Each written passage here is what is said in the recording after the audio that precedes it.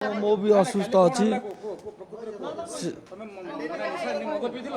ନା ମଦ ପିଇନି। Sir check କଲେ ସବୁ କିଛି ନାହିଁ। ମୁଁ ଆସୁଥିଲି କାଶ ହେଲା ଅନ୍ଧକାର ହେଇକି, ତାପରେ ଗୋଡ଼ ଗୁଡ଼ାକ ଟିକେ ମାନେ ଇଏ ଟାଇପ୍ର କାମ ନ କରିକି ଏକ୍ସିଲେଟର ଉପରେ କେମିତି କ'ଣ ଗୋଡ଼ ପଡ଼ିକି ସ୍ପିଡ୍ ହେଇଯାଇଛି ମୁଁ ବି ଜାଣିନି।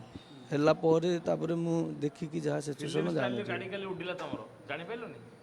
ସେ କହିଲି ବା ଖାସ ହୋଇଗଲା, ଯେତେବେଳେ ଅନ୍ଧାର ହେଇଗଲା ମୁଣ୍ଡଟା କିଛି କାମ କଲାନି, ଗୋଡ଼ ଗୁଡ଼ା କେଉଁଠି କ'ଣ ହେଇଛି ମୁଁ ବି ଜାଣିପାରିଲିନି। 3 ଜଣ ମରିଗଲେ ତମ ଯୋଗୁଁ, 6 ଜଣ ଏବେ ହସ୍ପିଟାଲ ବେଡ୍ରେ ପଡ଼ିଛନ୍ତି। ମୁଁ ତ ଜାଣିନି, ମୁଁ କାଲିଠୁ ଆସିକି ଏଇଠି ଅଛି। କ'ଣ ହେଇଥିବ? ଭାଇ ମଦ ଫଦ ପିଅ କି? ନା ନା କେବେ ପିଇନ? କାଲି ପିଇନ?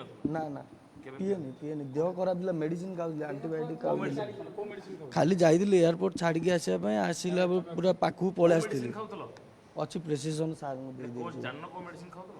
ମୁଁ କେମିତି ଜାଣିବି? କାଶ ପାଇଁ। ନା ନା ନା ନା ନା କଫ୍ ସିରପ୍ ଅଧିକ ପିଇଥିଲ, ଖାଲି ବ୍ଲାକ୍ ଆଉଟ୍ ହେଇଗଲା, ଅନ୍ଧାର ଦେଖାଗଲା। ନା ସାର୍, ଓଟା ସବୁ କିଛି ଜାଣିନି।